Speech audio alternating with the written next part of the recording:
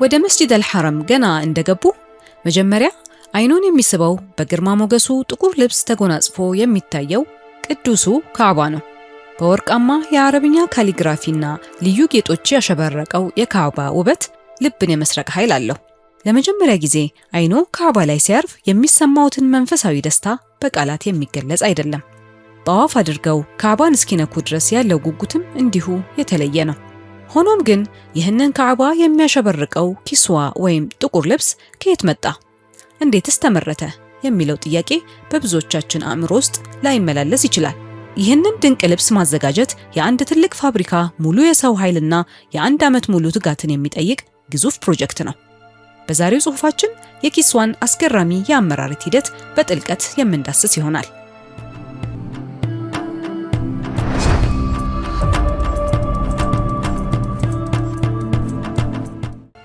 ኪስዋ ማለት የተቀደሰውን የካዕባን ቤት የሚሸፍን ጥቁር የሐር ልብስ ማለት ነው።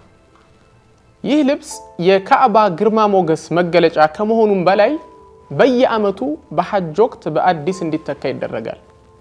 ካዕባን በዚህ መልኩ በልብስ መሸለም ከነቢያችን ሰለላሁ ዐለይሂ ወሰለም በፊት የነበረና ለዘመናት የቀጠለ ታላቅ የክብር መገለጫ ነበረ። እንግዲህ የታሪክ ድርሳናት እንደሚጠቁሙት ካዕባን ለመጀመሪያ ጊዜ በጨርቅ የሸፈነው የየመኑ ንጉስ ቱባዕ አልሁምየሪ እንደነበር ይታወቃል ማለት ነው።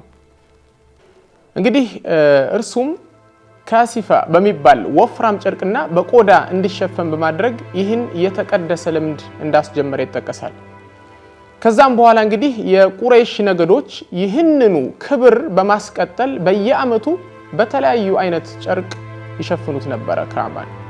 ነቢያችን ሙሐመድ ሰለላሁ ዐለይሂ ወሰለም መካን በተቆጣጠሩበት ወቅት መጀመሪያ ላይ የነበረውን የድሮ ሽፋን ባያስነሱትም በኋላ ላይ አንዲት ሴት ካዕባን በእጣን ስታጥን ልብሱ በአጋጣሚ በእሳት በመቃጠሉ ምክንያት ነብዩ ሰለላሁ ዐለይሂ ወሰለም ከየመን የመጣ አልሂበራህ የተሰኘ ነጭና ቀይ መስመር ያለበትን ውብ ልብስ እንዲለብስ አድርገውታል ማለት ነው። እንግዲህ ነቢያችን ሙሐመድ ሰለላሁ ዐለይሂ ወሰለም ከሳቸው በኋላ የነበሩት ቅን የሆኑት ኸሊፋዎች ረዲየላሁ ዐንሁም ይህን ታሪካዊ ኃላፊነት በመረከብ ካዕባን ቁብጥያህ በሚባል እጅግ ቀጭንና ነጭ የግብጽ ልብስ ይሸፍኑት ነበር ማለት ነው። በዚህ ቀደምት ዘመናት የኪስዋ ዋና የምርት ምንጭ ማንናት ሚለውን ካየን ግብጽና የመን እንደነበሩ ይጠቀሳል ማለት ነው። በተለይ በሰይዱና ዑመር እና በሰይዱና ዑስማን ኺላፋ ዘመን ረዲየላሁ ዐንሁማ በጨርቃ ጨርቅ ስራዋ በምትታወቀው ግብጽ ውስጥ ቲኒስ እና ቱና በተባሉ ከተሞች እጅግ ውድና ጥራት ያላቸው የካዕባ ልብሶች እንደሚመረቱ ታሪክ ይጠቅሳል ማለት ነው። እንግዲህ በኡመውያና በአባሲያ ስርወ መንግስታት ዘመን ካዕባ በተለያዩ ጊዜያት እንደየመሪዎች ምርጫ ነጭ፣ ቀይ አልፎም አረንጓዴ ልብሶችን ይለብስ ነበር። ይህ የተለያየ ቀለም ያለው የኪስዋ አጠቃቀም ለብዙ መቶ ዓመታት የቀጠለ ሲሆን እያንዳንዱ ቀለም ካዕባ ያለውን መንፈሳዊ ግርማ ሞገስ በተለያዩ መልክ ይገልጽ እንደነበር ይጠቅሳሉ ማለት ነው። እንግዲህ ይህ ጥንታዊ የታሪክ ጉዞ ኪስዋ ተራ የጨርቅ ሽፋን ሳይሆን በየዘመናቱ የነበሩ ሙስሊሞች ለአላህ ቤት ያላቸውን ከፍተኛ ፍቅርና ጥልቅ የሆነ አክብሮት የሚገልጹበት ጥበብ እንደነበር ማሳየት ይችላል ማለት ነው። ለብዙ ክፍለ ዘመናት ነገስታትና መኳንንቶች የካዕባን ክብር ለመከፋፈልና ሽፋኑን የማልበስ ታላቅ ዕድል ለማግኘት ከፍተኛ ጥረት ሲያደርጉ ቆይተዋል። በዚህም ምክንያት ኪስዋው በተለያዩ ሀገራት ተዘጋጅቶ ለተከበረው ካዕባ በስጦታ መልክ ይላክ ነበር። ሆኖም ግን ከጥቂት አስርት ዓመታት በፊት በንጉስ አብዱልአዚዝ አማካኝነት ኪስዋው በሳዑዲ አረቢያ እንዲመረት ተወሰነ። ንጉሱ ለኪስዋው ማምረት የሚሆን ፋብሪካ ከመስጂድ አልሐራም አቅራቢያ እንዲገነባ አዘዘ። በዚህም ታሪካዊ እርምጃ ካዕባን የመሸፈን ልምድ ከተጀመረ ጊዜ አንስቶ ለመጀመሪያ ጊዜ በ1346 ዓመተ ሂጅራ ሙሉ በሙሉ በመካ ምድር የተመረተ የመጀመሪያው ኪስዋ ሊዘጋጅ ችሏል። የኪስዋ ዝግጅት እጅግ ረቂቅ የሆነ የእጅ ጥበብ፣ ከፍተኛ ጥራት ያላቸው ጥሬ ዕቃዎችና ከፍተኛ የሰው ኃይል የሚጠይቅ በመሆኑ የማምረቻ ወጪው በጣም ከፍተኛ ነው ይላሉ ማለት ነው። እንግዲህ በአሁን ወቅት ያለው የዓለም አቀፍ የጥሬ ዕቃዎች መጨመርን ተከትሎ በ2025 እና 2026 የኪስዋ ማምረቻ ወጪ እጅግ እንደጨመረ ይናገራሉ። እንግዲህ የወጪውን ዝርዝር እንዲሁ ሃይላይትሊ ለመመልከት ያክል የጥሬ ዕቃዎች ዋጋ ምን ይመስላል የሚለውን ስናይ በጥሬ ዕቃዎች ላይ የሚወጣው ወጪ ማለትም ለሐርና ለወርቅ ክሮች የሚከፈለው ክፍያ ከጠቅላላው የኪስዋ ማምረቻ በጀት ውስጥ ከፍተኛውን ድርሻ يعني almost ወደ 60% የሚሆነውን እንደሚይዝ ይጠቅሳሉ። የተፈጥሮ ሐርን ወጪውን ስናይ ደግሞ በዓለም ገበያ ውድ የሚባለውን የጣሊያን ሐር ስለሚጠቀሙ ለዚህ ብቻ ከፍተኛ ወጪ እንደሚፈጅ መረጃው ይጠቅሳል ማለት ነው። እንግዲህ ንጹህ ወርቅና ብር ምን ያክል ወጪ ይሸፍናሉ የሚለውንም ስንዳስስ በልብሱ ላይ ለሚሰፉት የቁርአን አንቀጾች የሚውለው የወርቅ ክር ዋጋ በየአመቱ በዓለም ገበያ እየጨመረ በመምጣቱ ከፍተኛ በጀትን ይጠይቃል ይላሉ። የባለሙያዎችን ክፍያም ዳሰስ ለማድረግ ስንሞክር የካዕባ ኪስዋ ለመስራት በርካታ ከፍተኛ የጥበብ ባለሙያዎችን በቋሚነት ተሰማርተው እንደሚገኙ ይጠቀሳል። እንግዲህ እነኚህ ጥበበኞች ሌት ተቀን ለ10 ወራት ያክል ለሚሰሩት እጅግ ረቂቅና ጥንቃቄ የተሞላበት ስራ ከፍተኛ ወጪ ያስወጣል። የጥራት እና ቁጥጥር ቴክኖሎጂውን ስንቃኝ ልብሱ ለከፍተኛ ሙቀት ለዝናብና ለአቧራ እንዳይበገር የሚያደርግበት የላቦራቶሪ ምርመራን ያካሂዳል። የጥንካሬ መለኪያና ቀለሙ እንዳይለቅ የሚረዱ ልዩ የኬሚካላዊ ወጪዎችንም ያካትታል። እንግዲህ ከላይ ከተጠቀሱት የማምረቻ ወጪዎች በተጨማሪም የዕለት ተዕለት የጥገና የክትትል ስራዎችን ያኒ ኪስዋውን ተሰፍቶ ካለቀ በኋላ እንኳን በከባድ ማሽነሪዎች ታግዞ ለመቀየር የሚወጣው የሎጂስቲክስ ወጪ፣ ሌላውም የደህንነት ጥበቃ እንደዛውም የድሮን ኪስዋ ቆርጦ ለስጦታ የማዘጋጀት ስራዎች ሲደመሩ አጠቃላይ ፕሮጀክቱ በርከት ያለ ወጪን የሚጠይቅ ሆኖ እናገኘዋለን ማለት ነው። እንግዲህ ካዕባን ለማስዋብ የሚደረገው ጠቅላላ ወጪ ሲፈተሽና ሲታይ ኦልሞስት ወደ 6.7 የአሜሪካን ዶላር እንደሚወስድ ይጠቅሳሉ ማለት ነው። የካዕባን ኪስዋ የማምረት ሂደት ሌላው ልዩ ምዕራፍ የተመዘገበው ተቋሙ ወደ መካው ኡሙል ጁድ አውራጃ በተዘዋወረበት ወቅት ነው። በዚህ ስፍራ የንጉስ አብዱል አዚዝ የካዕባ ኪስዋ ማምረቻ ማዕከል ተገነባ። ይህ ልማት አዲስ ህንጻ ከመገንባት ባለፈ ቀደም ሲል በእጅ ይፈተል የነበረውን ክር በረቂቅ ዘመናዊ ማሽኖች እንዲተካ በማድረግ የምርት ሂደቱን አዘምኗል። ፋብሪካው በ1397 ዓመተ ሂጅራ እጅግ ዘመናዊ በሆኑ ማሽኖች በመጠቀም ከፍተኛ ችሎታና ልምድ ባላቸው የቴክኒክ ባለሙያዎች በመታገዝ ስራውን ጀመረ። ይህ የተቀናጀ ጥረት የካዕባን ሽፋን በላቀ ጥራት ለማዘጋጀት ትልቅ አስተዋጽኦ አበርክቷል። የካዕባ ኪስዋ በተመረጡ የቁርአን አንቀጾችና ልዩ ዱዓዎች አሸብርቆ የተሰራ ሲሆን በተለይም የካዕባ በር መጋረጃ አልቡርቁዕ በግርማ ሞገሱ ጎልቶ ይታያል። የአላህ አንድነት የሚገልጸው ሱረቱል ኢኽላስ በሁሉም የካዕባ ማዕዘናት ላይ በሚያምር ስፌት እንዲሰፍር ተደርጓል። ከነዚህ መካከል ሩክኑል የማኒ ወይም የየመኑ ማዕዘን ከሌሎች ጥጎች የሚለይበት ልዩ ምልክት አለው። ይህም ምልክት በቁም የተሰፋና በወርቅ ሰንሰለት ጥልፍ ያጌጠ ነው። የካዕባ 4 ማዕዘናትና ታሪካዊ ስያሜያቸውን ስንመለከት ካዕባ 4 ማዕዘናት ወይም ሩክኖች አሉት። እነዚህ የማዕዘናቱ ስያሜዎች የተሰጡት ካዕባ ካለበት ቦታ አንፃር ማዕዘናቱ ወደሚመለከቱባቸው አቅጣጫዎችና ሀገራት በመመሰል ነው ይላሉ። እንግዲህ አንድ ባንድ እነኚህን ስናያቸው የመጀመሪያው ማዕዘን ሩክኑል የማኒ የየመኑ ማዕዘን በመባል የሚጠራው ነው። ይህ ማዕዘን ወደ ደቡብ ምዕራብ አቅጣጫ የሚገኝ ሲሆን ስሙ እንደሚያመለክተው እንግዲህ ወደ የመን ሀገር ስለሚያመላክት ነው የየመኑ ማዕዘን ተብሎ ሊጠራ የቻለው። ይህ ማዕዘን እንደ ሐጀር አልአስወድ እንደ ጥቁር ድንጋይ የሚሳም ሳይሆን ነብዩ ሰለላሁ ዐለይሂ ወሰለም በጠዋፍ ወቅት እጃቸውን ብቻ ያሳርፉበትና ይነኩት ነበር። ድንጋዩም እንደ ሌሎቹ የካዕባ ክፍሎች ተራ ድንጋይ እንጂ ሌላ ልዩ የሆነ ድንጋይ የለውም። ወደ ሁለተኛው ማዕዘን ስናልፍ ደግሞ ሩክኑል ኢራቅ የሚባል የኢራቅ ማዕዘን ተብሎ የሚጠራ ማዕዘን አለ። ይህም ደግሞ ወደ ሰሜን ምስራቅ አቅጣጫ የሚገኝ ሲሆን ወደ ኢራቅ ስለሚያመላክት ነው የኢራቅ ማዕዘን ተብሎ የተጠራው። በዚህ ማዕዘን ላይ ሁጃጆች በጧፍ ወቅት ሲያልፉ ልዩ የሆነ ተግባር እሱ ጋር አይፈጽሙም። የሚሰሩት ነገር የለም። ይልቁንስ ልክ እንደ ሩክኑ ሻሚ ዝም ብለው የሚያልፉት ነው ማለት ነው። ወደ ሶስተኛው ማዕዘን ስናልፍ ሩክኑ ሻሚ የሻም ማዕዘን ተብሎ የሚጠራ ሌላ ማዕዘን አለ። ሶስተኛው ማዕዘን ይህ ደግሞ ወደ ሰሜን ምዕራብ አቅጣጫ የሚገኝ ማዕዘን ሲሆን ስሙም ወደ ሻም ሀገራት ማለትም ሱሪያ፣ ሊባኖስ፣ ጆርዳን እና ፓለስታይን ወደ እነሱ ስለሚያመላክት ነው ይህን ስያሜ ሊያገኝ የቻለው። ይህም ማዕዘን ልክ እንደ ኢራቅ ማዕዘን ሁሉ እነኚህ ሁጃጆች በጧፍ ወቅት የሚያከናውኑበት ልዩ የሆነ ሃይማኖታዊ ስነ ስርዓት የለም እዚህ ማዕዘን ላይ። ወደ መጨረሻው ማዕዘን ስናልፍ ሩክኑል አስወድ ወይም ጥቁሩ ማዕዘን በመባል የሚጠራውን ማዕዘን እናገኛለን። ይህ ከሁሉም ታዋቂው ማዕዘን ይህ ነው። እንግዲህ የሚገኘውም በደቡብ ምስራቅ አቅጣጫ ነው። ጥቁሩ ማዕዘን የተባለበት ምክንያት ታዋቂው ሐጀር አልአስወድ ጥቁሩ ድንጋይ በዚህ በኩል ስለሚገኝ ነው። ይህም የጧፍ መጀመሪያና መጨረሻ ምልክት ሲሆን ሁጃጆችም ድንጋዩን ይስማሉ፣ ካልተቻለ በእጃቸው ይነካሉ፣ ካልሆነም በእጃቸው ይጠቁማሉ ማለት ነው። ድንጋዩ መጀመሪያ ከጀነት ሲወርድ ከወተት የነጻ ቢሆንም የሰው ልጆች ወንጀል እንዳጠቆረው ታሪካን ይዘግባሉ። ነቢያችን ሙሐመድ ሰለላሁ ዐለይሂ ወሰለም ስለሳሙት እሳቸውን ተከትሎ መሳሙ ሱና ነው።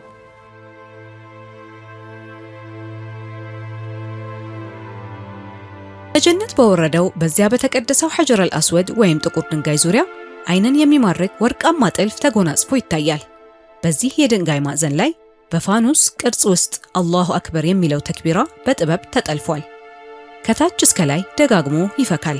የነዚህ ረቂቅ ጌጦች ልዩ ስፌት ውህደት በካዕባ ላይ ልብን የሚያስደንቅ የመንፈስ እርካታን የሚሰጥ ልዩ ውበት እንዲፈስ ምክንያት ሆኗል። ይህን እንደ ፀሐይ የሚፈካ ግርማ ሞገስን እውን ለማድረግ ደግሞ የአንድ ሙሉ ዓመት ከፍተኛ ልፋትና ትጋት ይጠይቃል።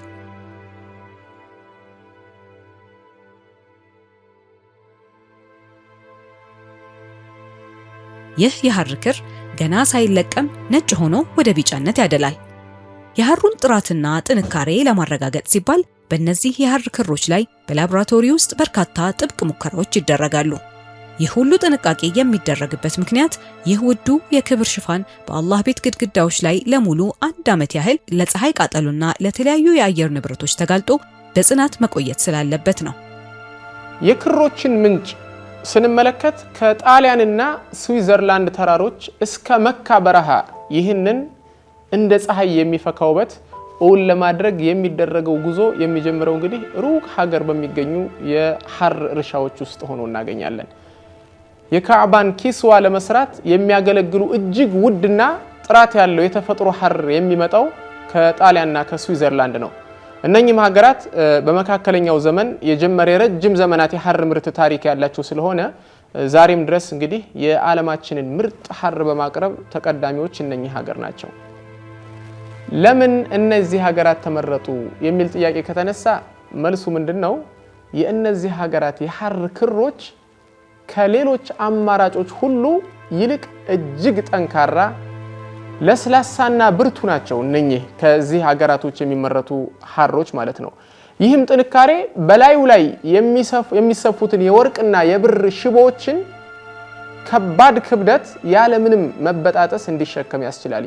ለዛም ነው እንግዲህ የነኚህ ሀገሮች ሐር ሊመረጥ የቻለው። ከዚህም በተጨማሪ የኪስዋው ጥቁር ቀለም በፀሐይ ቃጠሎ እንዳይደበዝዝ የሚያደርገው የጥራት ደረጃ የሚገኘው በእነኚህ ሀገራት ዘመናዊ የምርት ጥበብ ነው ማለት ነው። እንግዲህ የሐሩ ክር መጀመሪያ ሲመጣ ነጭ ሆኖ ወደ ቢጫነት ያደላ ነበር ይላሉ። እንግዲህ ከዛ በኋላ ጥራቱና ብርታቱን እንዲያረጋግጥ ወደ ላቦራቶሪ ያስገቡታል። የተለያዩ ሙከራዎችን ይደረግበታል ማለት ነው። እንግዲህ ይህ ሁሉ ጥንቃቄ የሚደረግበት ምክንያት ምንድነው ካለ ይህ ውድ የክብር ሽፋን በመካ ሐሩር ውስጥ በአላህ ቤት ግድግዳዎች ላይ ለሙሉ 1 ዓመት በጽናትና በግርማ ሞገስ መቆየት ስላለበት ነው ማለት ነው። በእርግጥም የጣሊያንና የስዊዘርላንድ የሐር ጥበብ ከመካው መንፈሳዊ ድምቀት ጋር ተዋህዶ የካዕባን ኪስዋ ልዩና አስደማሚ አድርጎታል።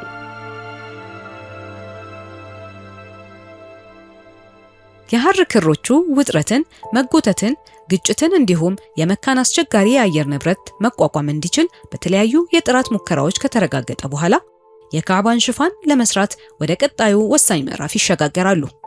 ይህ ቀጣዩ ሂደት የሐር ክሮቹን የማቅለም ስራ ነው። ክሮቹ ቀለሙን በሚገባ እንዲመጡ በመጀመሪያ ዘመናዊ ማሽኖች ውስጥ ገብተው በሙቅ ውሃና በልዩ ንጥረ ነገሮች ይታጠባሉ። ይህም በሐሩ ላይ የሚገኘውን ተፈጥሯዊ ቢጫ ሰም ለማስወገድ ክሩ ይበልጥ ለስላሳ እንዲሆን ለማድረግ የሚረዳ ሲሆን ሂደቱ ሲጠናቀቅ ሐሩ ንጹህ ነጭ ቀለም ይጎናጸፋል። ይህ ሁሉ ተግባር የሐሩን ብርታትና ጥንካሬ ሳይቀንስ በከፍተኛ ጥንቃቄ በማሽኖች ይከወናል። ብዙም ሳይቆይ እነዚህ ነጫጭ የሐር ክሮች በካዕባ መለያ በሆነው ጥቁር ቀለም ይቀለማሉ። የማይፈለጉ ንጥረ ነገሮችን ለማስወገድ ሲባል በሙቅና በቀዝቃዛ ውሃ ደጋግመው ይታጠባሉ። ከዚያም ክሮቹ እንዲደርቁ ይደረጋል። ሙሉ በሙሉ ሲደርቅም ወደ ሽመና ክፍል ለመሄድ ዝግጁ ይሆናል። ቀለም የተቀቡ የሐር ክሮቹ ለማሽኑ ግብአት እንዲሆኑ መጀመሪያ በክር መጠቅለያ ላይ ይጠቀለላሉ። ከዚያም ለሁለት አይነት የማሽነሪ ዘርፎች ይከፋፈላሉ። የመጀመሪያው ክፍል ለስላሳና ልሙጥ የሆነውን የካዕባ ጥቁር ጨርቅ የሚያመርት ሲሆን ሁለተኛው ደግሞ በሽመና ሂደት ውስጥ የቁርአን አንቀጾችና ሌሎች ጽሑፎች በጨርቁ ላይ አብሮ የሚሰራ ይሆናል። በተለየ ሁኔታ በዚህ ልሙጥ ጨርቅ ላይ በወርቃማና በብር ክሮች የሚታዩ ጽሑፎች በባለሙያዎች እጅ የሚጠለፉ ናቸው። ዛሬም ድረስ የጥንታዊ ቤት በአይን በሚማርኩና ልብ በሚያሳርፉ የቁርአን አንቀጾች፣ የተውሂድ ቃላት፣ ዱዓዎች አሸብርቆ ይታያል። እነዚህ በካዕባ ሽፋን ላይ የሚታዩ ጽሑፎች ሁሉ የግርማ ሞገስ መገለጫ በሆኑ በቱሉት የጽሑፍ ዘይቤ የተጻፉ ሲሆን ፈጣሪን ማክበር፣ ማላቅና ምስጋናን የሚገልጹ ጥልቅ መልእክቶችን ለዓለም ያስተላልፋሉ። በካዕባ ኪስዋ ላይ የሚታዩት እነዚያ ውብ የአረበኛ ጽሕፈቶች ዝም ብሎ የመጡ አይደሉም።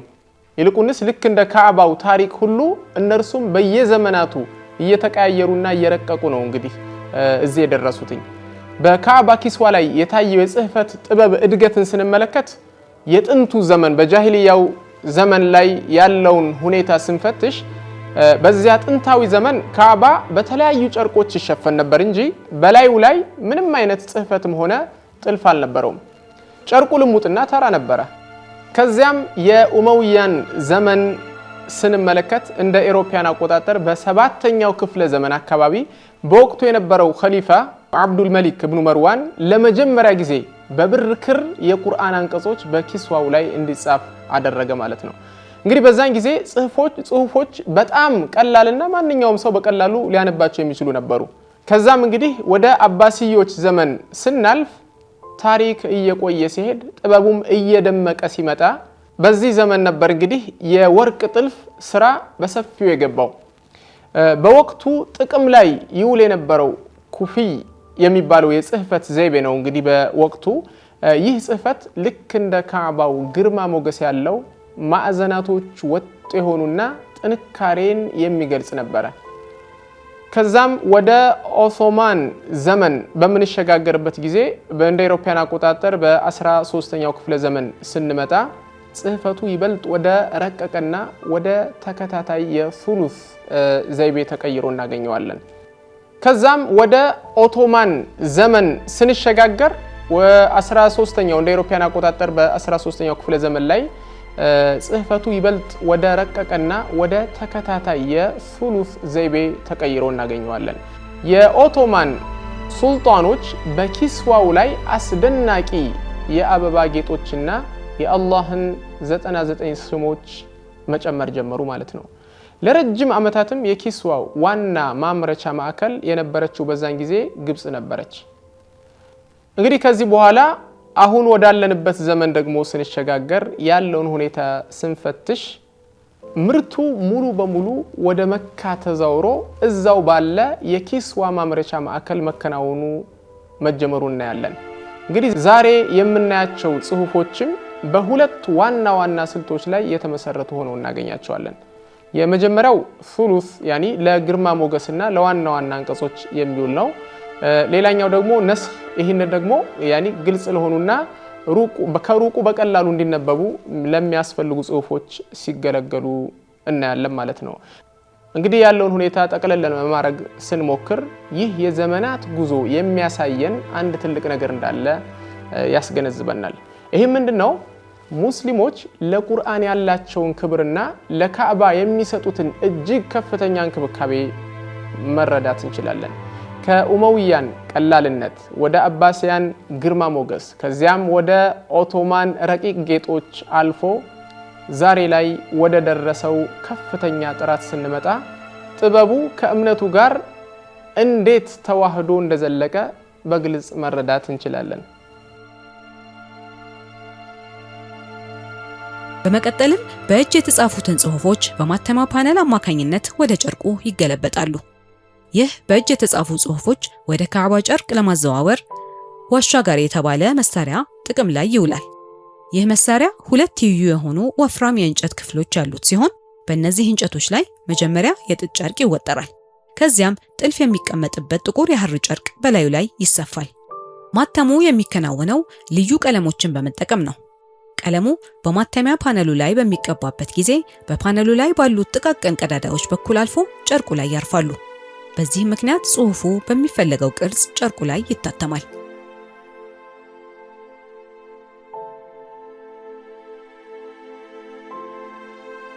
የካዕባን ሽፋን ለየት የሚያደርገው በላዩ ላይ የሚንጸባረቀው ወርቃማ ጽሑፍና ጥልፍ ነው።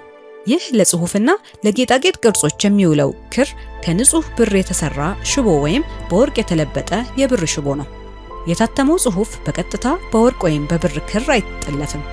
ይልቁንም በመጀመሪያ የተለያዩ ውፍረቶች ያላቸው ባለቀለም የጥልፍ ክሮች የጽሑፉን ቅርጽ ተከትለው ይሰፋሉ።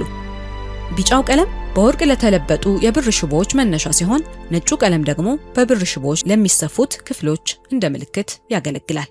ይህ ሁሉ ተግባር በከፍተኛ ብቃትና ጥንቃቄ ይከወናል። ይህን ጥበብ የሚከውኑት ልዩ ክህሎት ያላቸው ባለሙያዎች ሲሆኑ ወደር የሌለው የአረብኛ የሥነ ጽሑፍ ውበት በጥበባቸው ዳግም እንዲፈስ በማድረግ ድንቅ ስራቸውን ያበረክታሉ።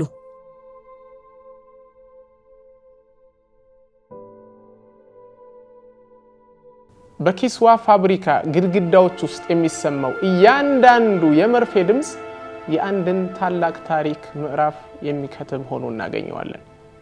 የካዕባን ኪስዋ በመስራት ላይ የተሰማሩት እነኚህ የእጅ ጥበብ ባለሙያዎች የሚከውኑት ተግባር ተራ የጥልፍ ስራ ሳይሆን እጅግ ረቂቅና ከፍተኛ ትኩረት የሚሻ መንፈሳዊ ተልዕኮ ነው ማለት እንችላለን። እንግዲህ የባለሙያዎችን የክፍያ እርከን ቃኘት ለማድረግ ያክል ስናይ የእነኚህ ባለሙያዎች ወርሃዊ ደሞዛቸው ምን ይመስላል የሚለውን ካየን እንደየክህሎታቸው፣ እንደየደረጃቸው፣ እንደየልምዳቸው የተለያየ ሆኖ እናገኘዋለን። ክፍያውን የሚወስኑ መስፈርቶች አንደኛ የእጅ ጥበብ ብስለት፣ ቴክኖሎጂ በሰገነበት በዚህ ዘመንም ቢሆን በኪስዋ ስራ ውስጥ በእጅ የሚሰሩ ጥልፎች ያላቸው ዋጋ የማይተካ ነው። ሁለተኛው ደግሞ የተልእኮው ቅድስናና ሌሎችንም ምክንያቶች ግምት ውስጥ ያስገባ ይሆናል ማለት ነው። እንግዲህ የማይተካው መንፈሳዊ ክብር ለእነኚህ ባለሙያዎች ከገንዘብ በላይ ትልቅ ክፍያቸው የአላህ ቤት በረካ ነው ማለት ነው። ምክንያቱም በዓለም ዙሪያ በሚሊዮኖች የሚቆጠሩ ምዕመናን ፊታቸውን በሚያዞሩበት ካዕባ ላይ የእጃቸው አሻራ እንዲያርፍ መመረጣቸው በሙስሊሙ ማህበረሰብ ዘንድ እጅግ የላቀ ዝናና አክብሮት እንዲቸራቸው በዱዓም እንዲታወሱ የሚያደርግ ትልቅ ስራ ሆኖ እናገኘዋለን። ከነዚህ በርካታ ቴክኒካዊ ደረጃዎች በኋላ ሽፋኑን የማገጣጠም ጊዜ ይደርሳል። ይህ የምርት ሂደት የመጨረሻው ምዕራፍ ነው። የሽመናው ሂደት ሲጠናቀቅ ሽፋኑ በትላልቅ የጨርቅ ቁራጮች መልክ ይገኛል። እያንዳንዱ ቁራጭ ለካዕባው የተለየ ጎን ተለይቶ የሚዘጋጅ ሲሆን ከዚያም በዓለም ላይ ትልቁ በሚባለው የልብስ ስፌት ማሽን አማካኝነት ይሰፋል። ይህ ማሽን በራሱ የሚቆጣጠር ኮምፒውተራይዝድ ስርዓት ያለው ሲሆን ጨርቁ በትክክል መገጠሙን ለማረጋገጥ 2 የሌዘር መሳሪያዎች ይጠቀማል። በመቀጠልም የተለጠፉባቸው ልዩ ክፍሎች እንደ ቀበቶና ከስር የሚገኘው የቁርአን አንቀጾች በዋናው የኪስዋ ጨርቅ ላይ በጥንቃቄ ይሰፋሉ። የካዕባን ሽፋን ለማዘጋጀት የሚያስፈልጉ የምርት ደረጃዎች በሙሉ በከፍተኛ ጥራት ከተከናወነ በኋላ አሮጌው ሽፋን በአዲሱ ከመቀየሩ በፊት የጥራት ማረጋገጫ ኮሚቴ ይዋቀራል። የኮሚቴው አባላት ልዩ ብቃት ያላቸው ቴክኒሽያኖች ሲሆኑ የሚከተሉትን ነጥቦች በዝርዝር ያረጋግጣሉ። የጽሑፍ ትስስር፣ ሁሉም የተለጠፉ ጽሑፎች በትክክል መያያዛቸውን፣ የልኬት አንድነት፣ በተለያዩ ክፍሎች መካከል ትክክለኛ የልኬት ስምምነት መኖሩን፣ የክፍሎች መገጣጠም፣ እያንዳንዱ ክፍል ከሌላው ጋር ያለምንም ስህተት በትክክል መጋጠሙን ያረጋግጣሉ። ለምን የካዕባ ሽፋን ጥቁር ቀለም ተመረጠ የሚለውን ካየን የካዕባ ጥቁር ግርማ የታሪክ የመንፈሳዊነትና የጥበብ ምስጢር ዛሬ የምናውቀው የካዕባ ሽፋን ወይም ኪስዋ በአይን የሚማርክ ጥቁር ግርማን የተጎናጸፈ ሆኖ እናገኘዋለን።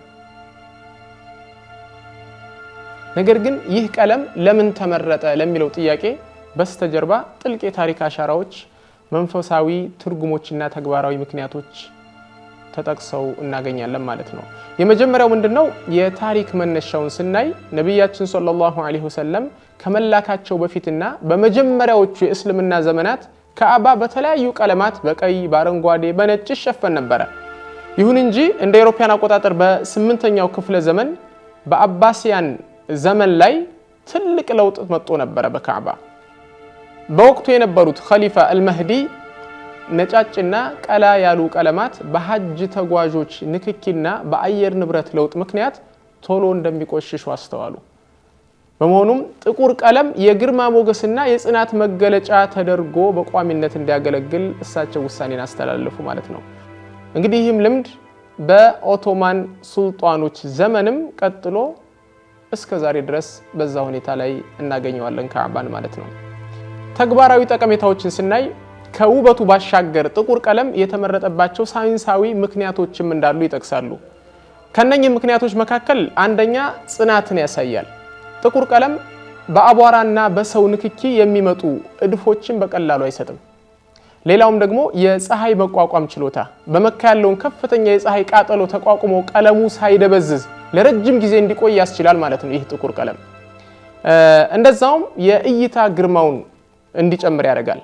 በጥቁር ጨርቅ ላይ በወርቅና በብር ክሮች የሚሰፉት የቁርአን አንቀጾች በጉልህና በደመቀ ሁኔታ እንዲታዩ በማድረግ ለካዕባው ልዩ ግርማን ይሰጣል ማለት ነው።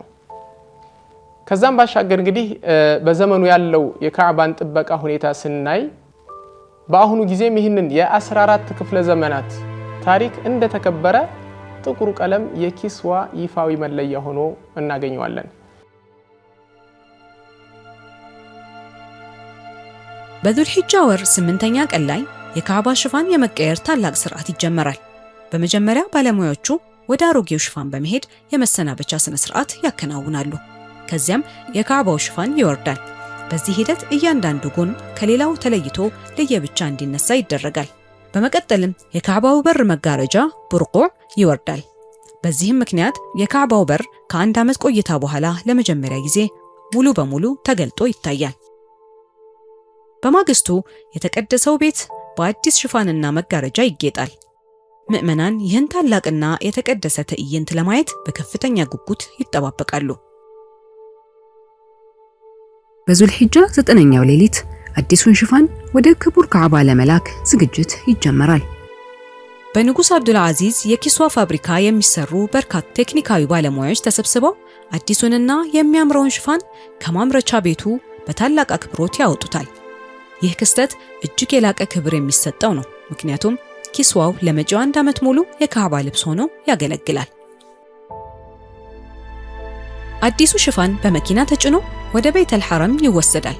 ይህ ሁሉ የሚከናወነው ሐጃጆች ወደ አረፋ ምድር በሚጓዙበት ቀን በመሆኑ በመስጂዱ አካባቢ የሚገኙ የመካ ነዋሪዎችና ጥቂት ምዕመናን ብቻ ናቸው። እነኚህ ሰዎችም በታላቅ ጉጉት የካዕባ ሽፋን ሲቀየር ለማየት ይጠባበቃሉ። በዙልሂጃ 9ኛው ቀን ፀሐይ ስትወጣ በእስልምና ውስጥ 2 ታላላቅ ክስተቶች ይከወናሉ። ሐጅ የሚያደርጉ ምዕመናን በአረፋ ምድር ላይ እጆቻቸውን አንስተው አላህን በትህትና ሲለምኑ፣ በመካ ያሉት ደግሞ የካዕባን ሽፋን በመቀየር ለአላህ ይተናነሳሉ። ልዩ ባለሙያዎች ወደ ካዕባ ጣሪያ ላይ በመውጣት እያንዳንዱን የሽፋን ክፍል በገመድ በጥንቃቄ ይጎትታሉ። ከዚያም ሊወገድ ባለው አሮጌው ሽፋን ላይ አዲሱን ይዘረጋሉ። ሙስሊሞች ለዒድ አልአድሃ ወይም አረፋ በዓል አዲስ ልብሳቸውን ከመልበሳቸው በፊት ክቡር ካዕባ ቀድሞ አዲሱንና አንጸባራቂውን ልብስ ይለብሳል። 4ቱ የጨርቅ ክፍሎች ከላይ እስከ ታች በእጅ እየተሰፉ አንድ ወጥ ልብስ ይሆናሉ።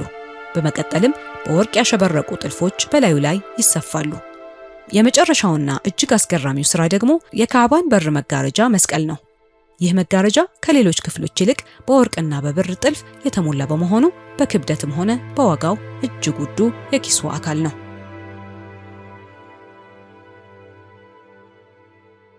ምንም እንኳ በዙልሂጃ ወር ሽፋኑ ቢቀየርም ወዲያውኑ ሙሉ በሙሉ አይለቀቅም። የሐጅ ስነ ስርዓት ተጠናቆ በአዲሱ ዓመት በሙሐረም አጋማሽ ላይ ሽፋኑ እስከ መሬት እንዲወርድ ተደርጎ በጥብቅ ይታሰራል።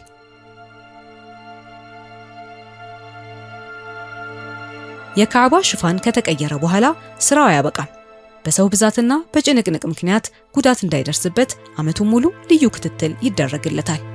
ለዚህም የተመደቡ ባለሙያዎች ዘውትር አቧራውን በማንሳት ስፌቱን በመፈተሽና ጥገና የሚያስፈልጋቸውን ቦታዎች በመጠገን ይጠመዳሉ። በመጨረሻም በዙልቂዕዳ አጋማሽ ላይ ሌላ ለውጥ ይደረጋል። ሐጃጆች መምጣት ሲጀምሩ ሽፋኑ ከእጅ ንክኪ ከጉዳት ለመጠበቅ ሲባል ከፍ ተደርጎ እስከ 3 ሜትር ይታጠፋል። በዚህም ጊዜ የካዕባ ድንጋዮች በግርማ ሞገስ ቁልጭ ብለው ይታያሉ። የተሰበሰበው የሽፋኑ ክፍል በነጭ ጨርቅ ይሸፈናል። ለምን የካዕባ ኪስዋ ቀለም አይደበዝዝም ለሚለው ጥያቄ በመካ በረሃ የሚገኘው የሚፋጅ ፀሐይና ዓመቱን በሙሉ የሚነፍሰው የአሸዋማ ንፋስ ለማንኛውም ጨርቅ ፈታኝ ነው። ይሄ የታወቀ ጉዳይ ነው። ነገር ግን የካዕባ ኪስዋ ግርማው ሳይቀንስ ቀለሙ ሳይደበዝዝ ለዓመት ሙሉ በጽናት ይቆያል። ይህም ጥንካሬ ዝም ብሎ የመጣ ነገር አይደለም። ይልቁንስ በረቀቀ የሳይንስ ውጤት የታጀበ ነው። ይህንኑ ስናይ በመጀመሪያ የረቀቀ የማቅለም ጥበብ ተሰርቶበት ነው የሚመጣው። ከጣሊያንና ከስዊዘርላንድ የመጣው ጥሬ ሐር ቀለሙን በእኩልነት እንዲመጥ መጀመሪያ በልዩ መፍትሄ ፕሪ-ትሪትመንት በሚሉት ይታጠባል ማለት ነው። ከዛም ለቀለሙ የሚዘጋጀው ውህደት ምንን ያካትታል የሚለውን ስናይ አልትራቫዮሌት መከላከያ ይጠቀማሉ። ያኒ የመካን ሐሩር የፀሐይ ብርሃን ተቋቁሞ ቀለሙን እንዳይለቅ የሚያደርግ ማለት ነው። እንደዛውም ካርቦን ተኮር ንጥረ ነገሮችም አሉትኝ ለኪስዋው ጥልቅና ለረጅም ጊዜ የሚቆይ ጥቁረትን የሚሰጥ ነው። ይሄም ደግሞ ሌላኛው ደግሞ ባክቴሪያ መከላከያንም ይጠቀማሉ። ያኒ በአየር እርጥበት ምክንያት የሚፈጠሩ ሻጋታዎችን ሊከላከል የሚችል ማለት ነው። እንግዲህ ሌላው ባለ ብዙ ደረጃ የማቅለም ሂደትንም ይፈጽማሉ። ሐሩን የማቅለሙ ሂደት ከፍተኛ ጥንቃቄን የሚሻ ጉዳይ ነው። በ120 ዲግሪ ሴንቲግሬድ በሚፈላ የውሃ ጋን ውስጥ ከ8 እስከ 12 ሰዓታት እንዲዘፈዘፍ ይደረጋል መጀመሪያ። ይህም ቀለሙ እስከ ክሮቹ ውስጠኛ ክፍል ድረስ ዘልቆ እንዲገባና በሐሩ ውስጥ እንዲታሰር ያኒ ሎክ እንዲሆን ይረዳዋል ማለት ነው። ከዛም በመጨረሻ ጨርቁ ውሃ እንዳያሳልፍና ቀለሙ ይበልጥ እንዲጸና በልዩ የፖሊዮሪቴን ሽፋን ይለበጣል። ከዛም በኋላ እንግዲህ ጥብቅ የጥራት ምርመራዎችም ይካሄዱበታል። አንድ የኪስዋ ጨርቅ ወደ ካዕባ ከመሄዱ በፊት በላቦራቶሪ ውስጥ ከባድ ፈተናዎችን ያልፋል። የብርሃን ፈተና ያኒ ለ500 ሰዓታት ያክል ለከፍተኛ የአልትራቫዮሌት ጨረር እንዲጋለጥ ይደረጋል። ከዛም የንፋስና የአሸዋ ፈተናን የሚያደርጉበታል። ያኒ ኃይለኛ አሸዋ አውሎ ንፋስ ለመመሰል በአሸዋ ይታሸጋል። ይህም ጨርቁ እንደማይሰነጣጠቅና እንደማይለቅ የሚያረጋግጡበት ሂደት ነው። እንግዲህ የታሪክ ለውጥ ውጤት ስንመለከት ከ20ኛው ክፍለ ዘመን በፊት የኪስዋ ቀለም በጥቂት ወራት ውስጥ ይደበዝዝ ነበረ። ይህም ምንድነው የሚለውን ካየን ሲጠቀሙ የነበሩትኝ ልክ እንደ ከሰልና የመሳሰሉ ተፈጥሯዊ ቀለሞችን ስለነበር ነው።